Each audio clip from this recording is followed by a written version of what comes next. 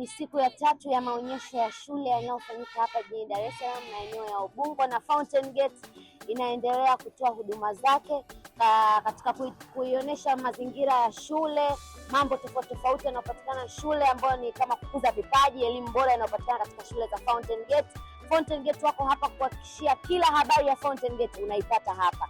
Wewe uliopo nyumbani, karibu, na tunaendelea na ikiwa ni siku ya mwisho wakati wa maonyesho ya shule yanayoendelea hapa jijini Dar es Salaam maeneo ya Ubungo.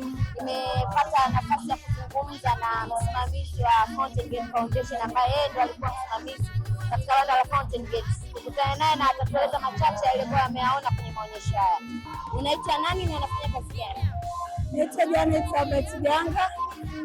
Kwenye maonyesho haya kutoka Fountain Gate nimekuwa ni mratibu wa marketing pamoja na huduma kwa wateja. Kama customer care wa Fountain Gate Academy, je, katika maonyesho haya yanayoendelea hapa umeona kitu gani au umeobserve kitu gani?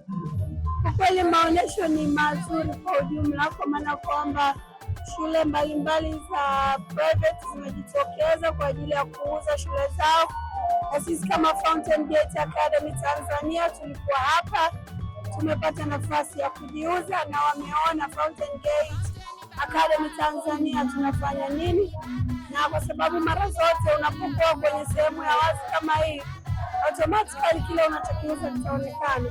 Kwa hiyo tumeonyesha kile ambacho tunakiuza. Products zetu zilikuwepo hapa, kwa maana miongoni ya watu waliokuwepo kwenye banda letu ni wanafunzi wa Fountain Gate Academy, kama ushuhuda wa kile ambacho tunakizalisha kwenye bidhaa yetu ambayo ni utoaji wa elimu, vipaji na hekima. Katika maonyesho haya yanayoendelea hapa jijini Dar es Salaam maeneo ya Ubungo na Fountain Gate, kama nilivyokuambia, nimepata nafasi ya kushiriki na kuonesha mambo mbalimbali yanayoendelea ndani ya taasisi hiyo.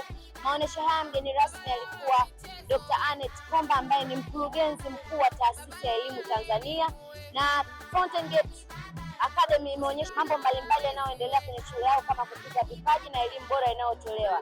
Na ikiwa natamatisha siku hii ya leo ambayo tulianza toka tarehe 21, sina mengi ya kukwambia, lakini ni kukukaribisha Fountain Gate Academy ambao wanapatikana katika mikoa tofauti tofauti.